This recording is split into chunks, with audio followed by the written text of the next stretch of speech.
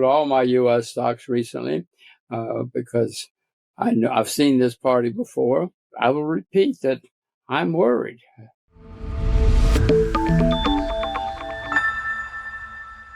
Jim, thank you very much for joining us today. How are things in Singapore? I'm delighted to be here, Jimmy. Things are great in Singapore. Things in Singapore are usually great. It's on the equator, so the weather doesn't change much, and the economy is usually great. So far, so good. I have not had the pleasure of visiting Singapore, but I always hear so many great things about it. You moved there many years ago. Did you move there, I believe, in the early 2000s? I moved there permanently in 2007. I moved here so my children would speak Mandarin. We tried China, but China is extremely polluted, and Singapore is very easy. Everything works in Singapore. So here we are. And what is it you enjoy most about Singapore? Partly that everything works. New York's a wonderful place to live, but it's a very difficult place to live because nothing works. In Singapore, it's a very easy place to live. They have everything that one would want as far as culture is concerned, and it works. So I want to start off by asking you about Singapore, more specifically Prime Minister Lawrence Wong. He's made a lot of statements about the trade wars and what's happening between the U.S. and other countries. And he actually said what's happening right now with the tariffs are having a seismic change in the global order, signaling the end of a rules-based globalization. What are your thoughts on this, and what do you think of tariffs overall? Are they good or are they bad? No, tariffs have always been bad for everybody. They sometimes have worked for a short period for some people, but ultimately they usually don't work, and usually they're scrapped everywhere and throughout history. I am not a fan of tariffs. I'm much more in favor of letting people trade and trade and trade, and the world is usually better off if we all trade and drink beer together or tea or whatever we want to drink. And there's this ongoing debate on who pays for the tariffs. And some people say it's ultimately the consumers. What are your thoughts? Well, the tariffs are basically a tax because the country receiving the goods pays the tariff, pays the tax, and that's paid by the consumers. I mean, ultimately, and in the end, now that's not the 100% always answer, but that's normally the answer. And because of where you're situated, you're very close to China. You spent a lot of time there. You know the country and the politics very well. And what's happening in China right now in terms of the economy? How bad are things? Well, that's an extremely good question. Most places are suffering right now, at least some. Well, I won't say most places, many places in Asia, I should say. And certainly China had a big real estate bubble, which popped, and that's hurt them a bit. And the rest of the world has been cutting back as far as trade is concerned. So China has slowed down, and China did have this huge property bubble, and it has popped. And whenever you have a big real estate bubble and it pops, people suffer for a while. It's happened in the U.S., it's happened everywhere. And China still has the hangover from its property bubble. So there's this back and forth happening between the U.S. and China in terms of the tariffs. And right now, I guess we have a 90-day pause, and both countries are going to try to negotiate and work something out. But do you think the Chinese will, are things bad enough in China that they will be forced to sit down and negotiate some sort of tariff package that's going to be more beneficial for the U.S., or do you think they're just going to sit back and take their time? Because they're, as we all know, they're very patient. Well, you just said it. China traditionally and historically has waited and has been patient and has found in the end, I mean, they have had bad times at times, but normally they just wait it out. Now, I am not in Beijing, so I have no idea what they're going to do, but I would suspect that they will. But China China does not want to go through bad times. Nobody does. So I'm sure that if things really get bad, China will do their best to alleviate things. But Jimmy, I cannot speak for Beijing. I have no idea what they're thinking up there. And one of the reasons why the U.S. has implemented these tariffs is because they want to generate more revenue so they can pay down their debt and lower their deficit. It's currently around 7% of GDP. They want to get it down to 3%. So imposing tariffs is one way to do that. They're going to generate more revenues. And in the past, when you go back to the 1980s, Japan, it was a superpower. They were a big buyer of U.S. debt. And that's how the U.S. was able to fund these deficits. And then moving forward to the early 2000s, then China became that financial superpower, and they were a big buyer of U.S. debt. But now, as we both discussed, China is going through some very onerous times, and they're not able to buy the debt that's required for the U.S. to keep going. Do you think another country such as India will become the new financial superpower? They become the big buyer of U.S. debt? I hope nobody becomes the buyer of U.S. debt. I hope we don't have such gigantic debt. I mean, the U.S. is the largest debtor nation in the history of the world. And I sit and look at the numbers and I say, can't they read in Washington? Don't they know what's happening? But to your question, yes, India is certainly changing. It's on the rise for the first time in my investment career. I mean, I've invested in India many times, but for the first time in my investment career, I have the feeling that Delhi, the capital, in Delhi, they understand economics now. They've always given lip service to everything, but I really think the Indians understand that prosperity is good, being rich is good. There's nothing wrong with rich people. And for the first time in my life, I'm extremely interested in investing in it. I've invested in India many times, but I mean, for the first time, I'm really deeply interested because I think that somebody in India finally gets it and they're going to be a real power. And I want to ask you about Trump now, and I want to get your thoughts. Do you think Trump is a disruptor, or do you think he's a transformer? In other words, is he just out for his own greed, or does he really, truly want to transform the global landscape and create a new world order? Well, you actually can be both. In my vision, what I read, Mr. Trump, Margaret Thatcher had a deep underlying philosophy that guided her. And if something happened, you could pretty much determine what Margaret Thatcher would do. And there have been many people like that. I don't see that Mr. Trump has too deep an underlying philosophy. If he wakes up every morning, it's not as though I know what he's going to think. He watches TV and decides what to do. Where the wind blows, Mr. Trump often follows. Now, that doesn't mean he's not going to do very good things. He's got some extremely good ideas. He wants to disrupt a lot of stuff. And the world needs disrupting, including the U.S. So Mr. Trump could be fabulous. He will certainly surprise me if he comes up with some of these wonderful things that he talks about. I just hope he doesn't ruin us all. What are some of the better ideas you think he has? Well, he's talked about, all these military alliances we have, NATO. He keeps saying we got to change all of this, and he's right. I don't know that anybody in America, much less Washington, has thought all this stuff through. More or less, it just happened. And in Washington, if something happens, 30 years later, you're still trying to deal with it because it happened once upon a time. And that is part of the U.S. problem, in my view. And Mr. Trump seems to want to make some basic changes.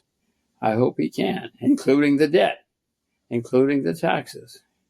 It would be wonderful if we could do something about the debt in the U.S. I mean, I have two young children. The problems they're going to have in their lifetime are going to be like what the British went through in the 60s, when they had the hangover of their debt from 40 or 50 years before. And I'm afraid my kids are going to face a lot of the same consequences. Maybe you can just elaborate on those consequences. I'm not too familiar with what happened back in the UK during the 60s. Well, in 1925, Britain was the richest, most powerful country in the world. 50 years later, they were bankrupt. That's not a typo. 1976, the IMF had to bail out Britain because they went bankrupt. They literally couldn't pay their bills. And Britain in that period of time went through exchange controls, strict exchange controls on everybody, in fact.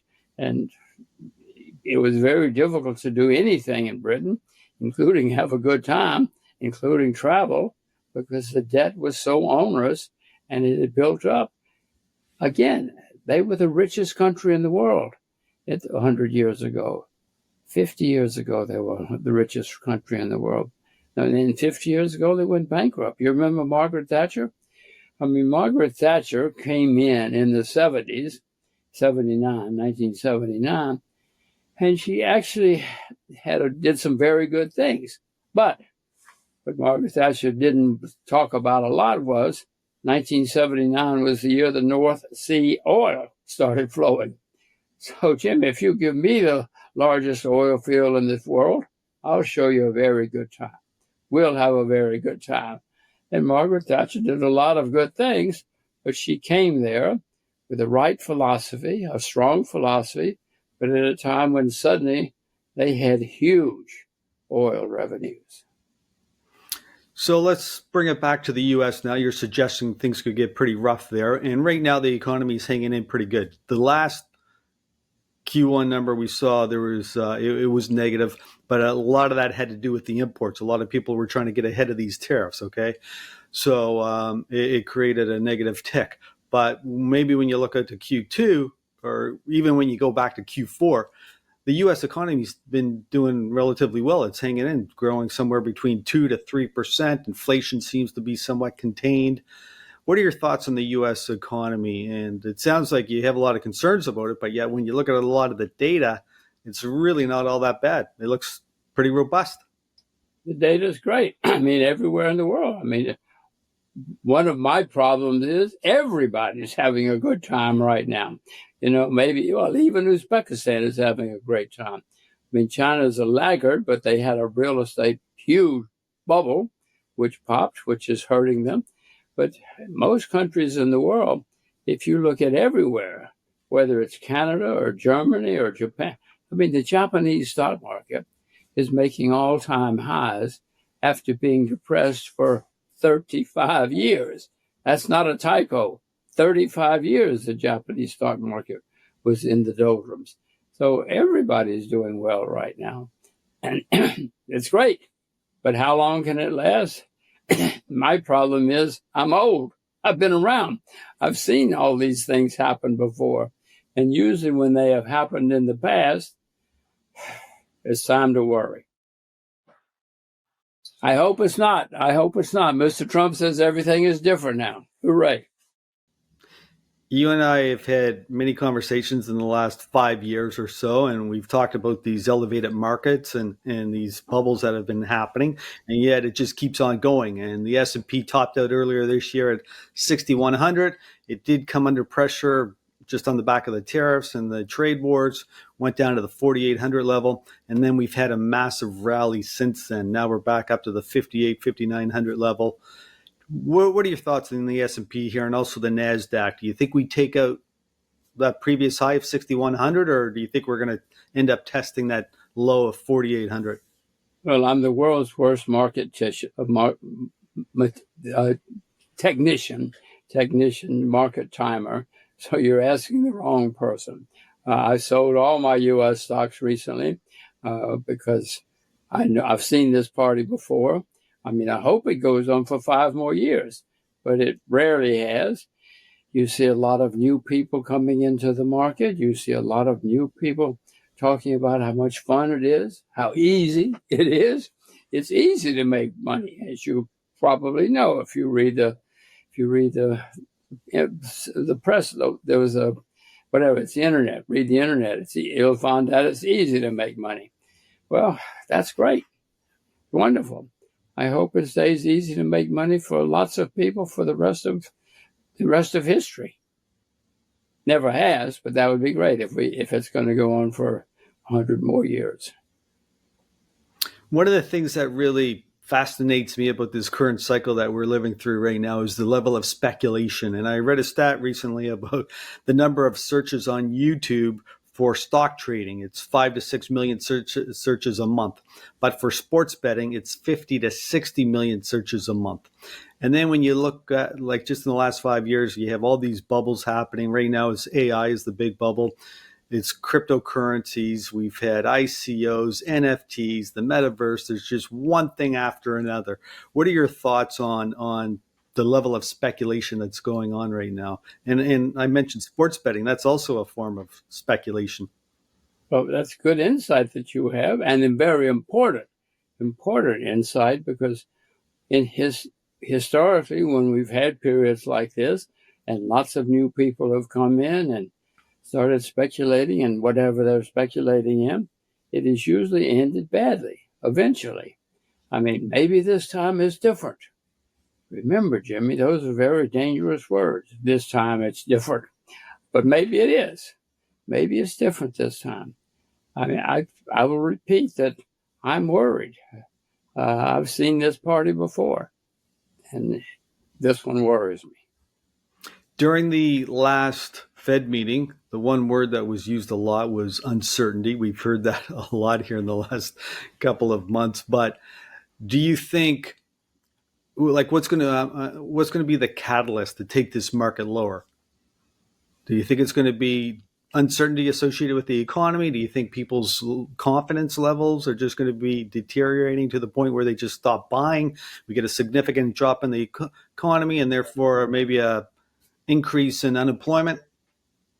Well, Jimmy, I've heard the word uncertainty all my investment career. I wish it were a new word. I wish there were no uncertainty. No, I would suspect what will happen this time is what's happened before. Somebody's going to sell. Maybe it's you. And the next thing you know, 2 or 3 other people will. And eventually, lots of people will sell. And then we'll all sit around one day in a year or so and look around and say, oh my gosh, the market's down. Everything is down. Look at this. It's a bear market. It's not the first time we've had a bear market. And maybe it'll last a long time. I don't know. But I know that when everything is up and very few people are worried, it usually is that. And if you look around the world, I mean, nearly every stock market in the world is having fun right now. So it's rare in history that everybody in the world is doing well. Well, I think maybe it is different this time, because one thing we've seen in the last 20 years to 25 years is that the Fed and the government, they just step in and they just keep pumping money into the system. Maybe they just keep doing that. Well, we've had that happen before.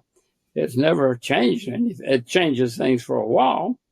But even the Fed doesn't have unlimited amounts of money that can save us all.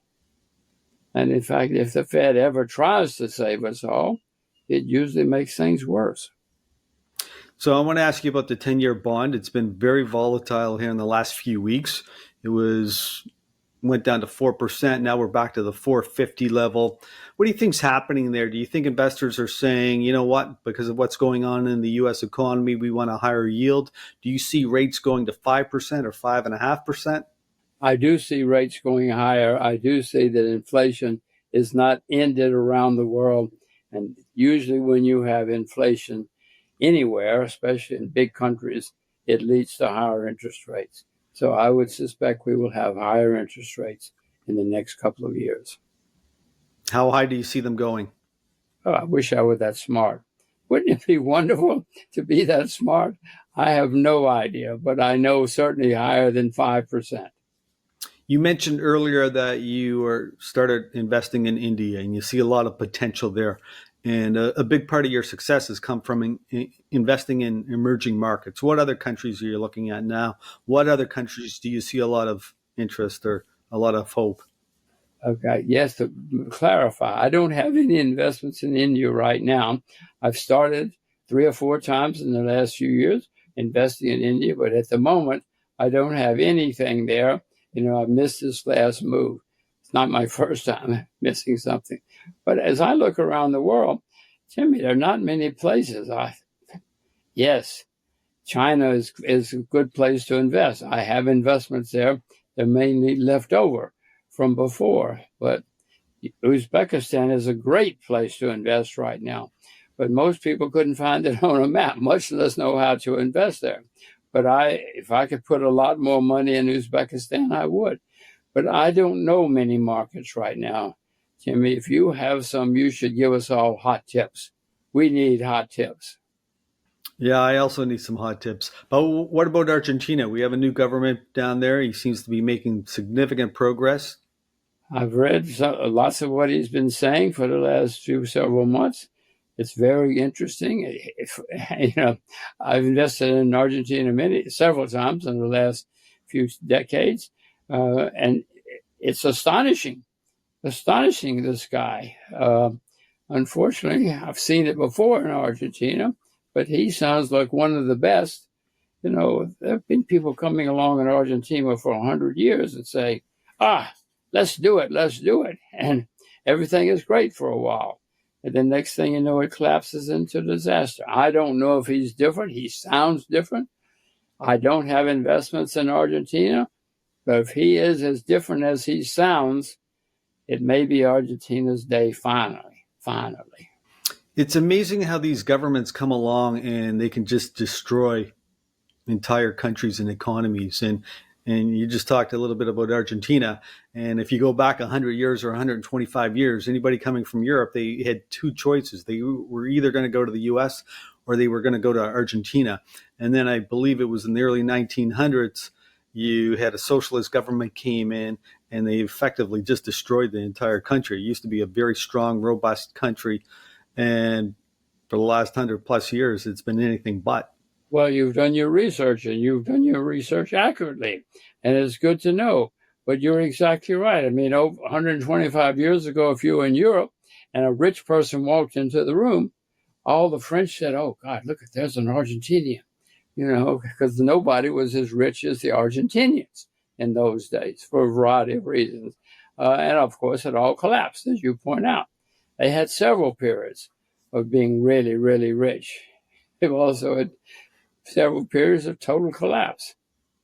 Right now, they're on the rise again. I don't know. I have no investments in Argentina. I wish I did.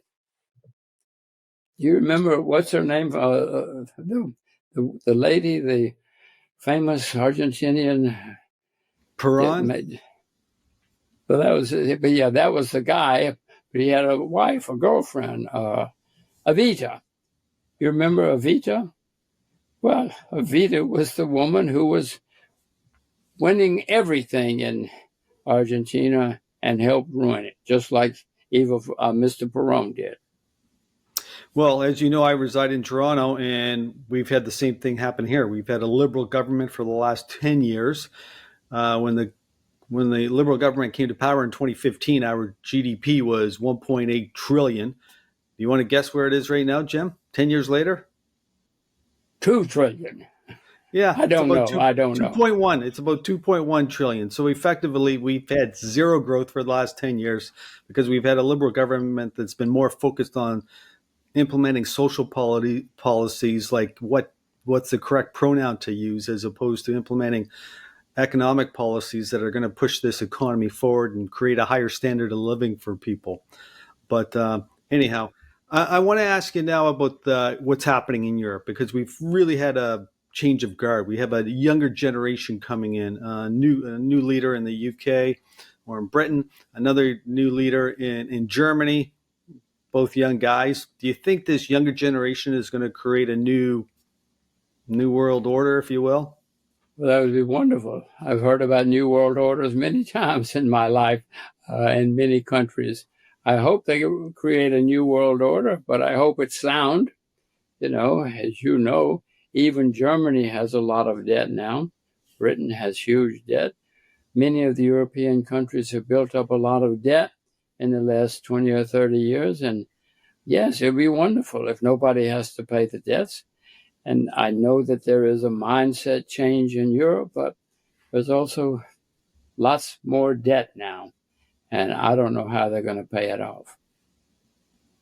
But I don't know how the U.S., are going to pay it off either. I mean, I know this is getting worse for everybody in the world. I'm sure you saw the news that Warren Buffett is retiring as the CEO of Berkshire. He's still going to stay on as the chairman, but Greg Abel is taking over. He was at the helm for 60 years. What are your thoughts on Warren Buffett stepping down? Well, I mean, I hope, first of all, I live that long enough so that I can step down when I'm his age. But no, I mean, what choice does he have? I mean, he's a smart guy. He knows he's going to go someday. And his plan is to go ahead and start getting ready for the transition. He doesn't have much choice except to step down. Unless he's going to live to 150. He doesn't have much choice to start stepping down. I hope he lives to 150. That'd be great. I watched the AGM, and I always like to hear his thoughts, but it's amazing how he's still so very sharp intellectually. Well, yeah, but and I hope he lives to 150 and is still sharp. But as I say, does he have any choice? If he suddenly died of a heart attack, everybody would say, "Oh gosh, guy stayed too long." And what's going to happen now? No, he has done the right things for the transition. I don't know what else he could do. And he's currently sitting on over $300 billion in cash. I think 27 or 28% of his portfolio. What are your thoughts there? Well, I'm sitting on huge amounts of cash too. So for what it's worth, and it's worth nothing, I have exactly the same approach that Warren does right now. Okay, so let's talk about your investments in your portfolio. You said you have a large cash position. On a percentage basis, how large? I don't even know. I don't have a committee I have to report to, but I do know it's almost entirely cash, except I do still have shares in China and Uzbekistan, but I sold out of nearly everywhere of stocks. And Jim, you have always been a big believer in gold and silver. Are you still holding positions? I own a lot of gold and silver. I bought more silver last week, and I will probably buy more gold I know I will buy more gold if it goes down, and I might even buy more silver if it goes down. I am not a seller of gold and silver. I hope that someday my children have all the gold and silver, because I don't see any reason for any human being to sell gold and silver in the 21st century. So gold is doing what it should be doing. It keeps making new highs, and it's pulled back a little bit here in the last couple of weeks, but nonetheless, it's done very well in the last couple of years. Silver seems to be lagging big time. Its all-time high was $50 an ounce, and that was set back in 2011. Here we are in 2025, and it's languishing in the low 30s. What are your thoughts on silver? Why is it languishing? Why haven't we taken out that all-time high of $50 an ounce? Silver also was at 50 in 1980, for what it's worth. So it's been at 50 twice in history. And why is it lagging now? That's an extremely good question. The only thing I can answer is because we don't seem to have an inflation boom. We don't have a commodity bubble or a commodity pop like we did before. I mean, otherwise, I would suspect that silver is going to. I'm a buyer of silver. I said I bought more silver recently, and if you can keep it down, and I can buy some more, and I will. And so you're buying the physical. What about mining stocks? No, I don't. I mean, mining stocks are great, spectacular investments if you can do the work and you get it right. I'm too lazy. But if you can find the right mining stocks, you're going to make unbelievable amounts of money. But it takes work. Problem is there are lots of mining stocks out there. And you said you have a large cash position. I'm assuming that's invested in some sort of short-term bonds? Yeah, treasury. I have most of my cash in U.S. dollars and in U.S. dollar instruments. I'm glad you brought up the U.S. dollar, because there's a lot of concern now that the U.S. dollar is under pressure and is going to continue to fall. What are your thoughts on the U.S. dollar? And I'm talking more longer term now because of what's happening in the world. Like if you look out a year, 5 years out. Well, the people with those concerns are exactly right. U.S. is now the largest debtor nation in the history of the world. And if you ask me, well, I told you, I own a lot of U.S. dollars. My plan, for what it's worth, is U.S. dollars are going to go up. It's going to have another hurrah. And I'm going to be smart enough to sell my U.S. dollars. Because I know it's getting closer to the end. I didn't say it was the end yet. I'm just saying it's getting closer to the end because there's so many people who are bullish on the dollar and so many people who are long. And the U.S. debt just, again, I can't believe the people in Washington can't read. I can read. I know what the debt situation is, and it's getting to be staggering.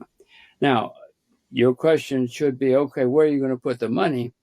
And that is the best question of the year for me. I don't know.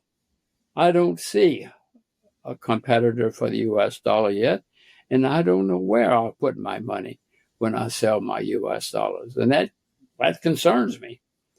It's got to be a place, but you would think it would be the Chinese currency, but the Chinese currency is not convertible. I mean, they're making it convertible slowly, but I mean, the Chinese convertible would be the Chinese currency would be the logical place, but it's not a convertible currency yet. So I don't know. I don't have an answer. If you have an answer, Jimmy, don't say it out loud. Send me an email. Send me a private email. We were talking about how China's been under pressure here in the last few years and that economy is very weak. Would you invest in China now? Well, I'm looking. I haven't found anything. The Chinese had a lot of problems because of property bubble and the COVID virus. Market was down a lot, but I have not found anything that I find suitable yet. I own a lot that I've held left over. I mean, I've had some Chinese shares for 20 or 30 years, but I have not found anything new recently. You have lived through many cycles, so you have a lot of experience to share. What advice would you give investors right now during these crazy times that we're living through? Go to the beach. No, I mean, I would just say be very, very careful. I've told you, I've sold out of most markets in the world. Many stock markets around the world have been doing extremely well. My advice is be very, very careful wherever you think about investing. This is a rare time in investing history. I want to move on now and ask you about your travel plans. You and your wife embarked on an extensive journey back in 1999. You did a trip around the world. You visited 116 different countries, which is a mind-blowing number. But I'm kind of curious. I'm going to put you on the spot now. Like, what were your top 3 countries? The countries you really enjoyed the most, maybe because of the raw natural beauty, maybe because of the people and the culture, the food, what? Well, that's a very good question. The food, there's a lot of good food out there in the world if you're willing to be diligent. What I was looking, I did it twice. I went around the world in 1990, 91, and 92 on my motorcycle, and that was so much fun. That's why we did it again in 1999 and 2000, 2001. I mean, Jimmy, I grew up in a small town where my phone number was 5. That's not a typo. My phone number was 5. And when you grow up in a town where your phone number is 5, you probably never leave, which is fine. Or you're crazy and you want to see the whole world, like me. I mean, I wanted adventure more than once, and so I set out to find the adventure. And there's some wonderful places out there in the world. They're not all comfortable, but there's some wonderful places in the world. And so I wanted to see it all. I mean, I stayed in some horrible places, which was fine. I ate some strange food, which was fine. But that was the reason to do it, was to see the world. I mean, I crossed the Sahara Desert more than once, which is not easy. There are no roads across the Sahara Desert. But all of this was, because I was this foolish kid from the backwoods of Alabama who wanted to see the world. And I knew that would not be easy. And I did it. And I don't have regrets. I'm happy I'm alive. My main delight is I'm still alive. But, I should be dead. I'm glad I'm not dead. I hasten to tell you. When was the last time you visited Alabama? I was there a few weeks ago because there was a wedding or a funeral or something. I still have lots of relatives in Alabama. My parents have died, but I have a couple of brothers that still live there, hundreds of cousins. So I was there not too long ago, and I'm sure I'll be there again. I know I'll be there again sometimes this year or so. And I'm delighted. I am Well, not Jim, going to it's go. always a pleasure speaking with you. And I want to thank you very much for spending time with us today and sharing your thoughts. And as we wrap up, do you have any last words you'd like to share with the audience? Be careful. Be very, very careful. Listen closely to Jimmy and be extremely careful because more and more people are getting exuberant and confident, and that often leads to problems. Just be very careful. I hope you all get rich and I hope you all retire young, but be careful. Very good advice. Jim, once again, thank you. My pleasure, Jimmy. I hope we do it again sometime.